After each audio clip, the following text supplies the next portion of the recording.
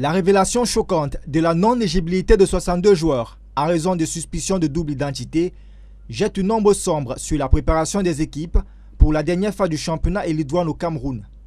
Les entraîneurs se retrouvent dans une situation délicate devant jongler avec l'incertitude entourant la régularité des effectifs et la possibilité de devoir revoir complètement leur stratégie pour les prochains matchs. C'est le cas de la colonne du Djaï Lobo, dont 5 joueurs clés sont épinglés par l'affaire. La nouvelle n'est pas très bonne parce qu'on a des joueurs, n'est-ce pas, qu'on aimerait bien utiliser, qui ne sont vraiment pas disponibles.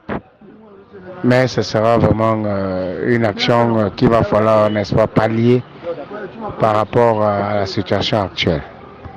Côté Astre de Douala, 2 joueurs manqueront probablement à l'appel au play-down.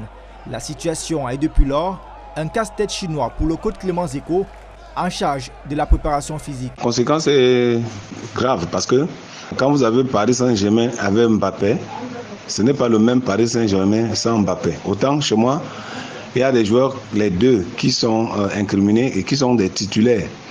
Ça fait que c'est le premier choix.